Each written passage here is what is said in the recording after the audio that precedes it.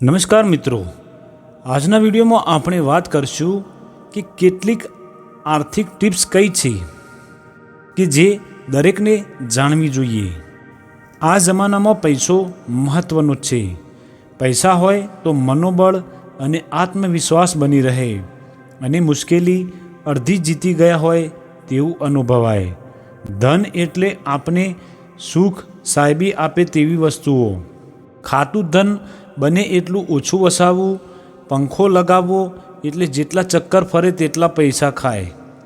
પંખા, એસી, fridge, vehicle, light, geyser વગેરે ખાતા ધન કહેવાય। ખરીદી કરવા જરૂરી વસ્તુનું લિસ્ટ બનાવી ખરીદી કરવી, જેથી લલચાઈ જઈ ખોટી ખરીદી ના થાય। જાહેરાત જોઈ ખરીદી ન કરવી। ખરેખર જરૂરી હોય તો જ ખરીદવું, લલચાઈને નહીં, લોભમાં પણ નહીં। જેમ કે એક ઉપર એક ફ્રી સેલથી લલચાઈ જરૂરિયાત વિનાની ખરીદી થાય છે। કરકસરનો સ્વભાવ રાખીએ તો ઘણું બચે। ગૃહિણીઓ વઘારમાં એક ચમચી તેલ દર વખત ઓછું લે તો મહિને કિલો તેલ જેવી બચત થાય। આ રીતે દરેક વસ્તુના વપરાશમાં કાળજી રખાય તો ઘણો આર્થિક ફાયદો થાય। કમાનારી વ્યક્તિના જીવન વીમા સિવાય કોઈનો વીમો ન લેવો। વીમા લીધા પછી પરિસ્થિતિ વશ હપ્તા ન ભરીએ તો ભરેલા પૈસામાંથી 30% જ મળે, બાકીના ગુમાવવા પડે। એક રકમની બચત કરી મેડિકલ વીમો ન લેવો।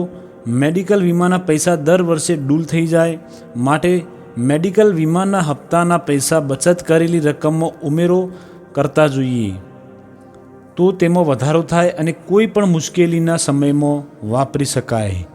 બચત કરેલી રકમની એક એફડી ન કરાવવી, પણ નાની નાની રકમની એફડી કરાવવી, જેથી જરૂરત પડે ત્યારે તેટલી જ રકમની એફડી તોડાય અને બધી રકમનું વ્યાજ ગુમાવવું ન પડે।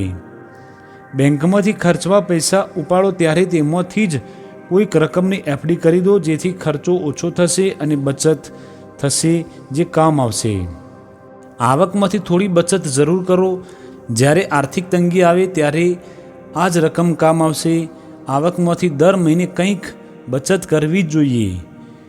પહેલાં 6 વર્ષ નિયમિત બચત કરી તેને એફડી કે મ્યુચ્યુઅલ ફંડમાં ફિક્સ કરી દો, પછી તેનું જ વ્યાજ તેમાં ઉમેરતા રહો। ઘણી સારી રકમ બનશે। દેખાડો કરવા કે મોટાઈ દેખાડવા ખોટા ખર્ચ ન કરો। બ્રાન્ડેડ વસ્તુ સિવાયની વસ્તુઓ પણ સારી આવે છે। ખોટા પૈસા બ્રાન્ડેડ વસ્તુઓ પાછળ ન ખરીદો।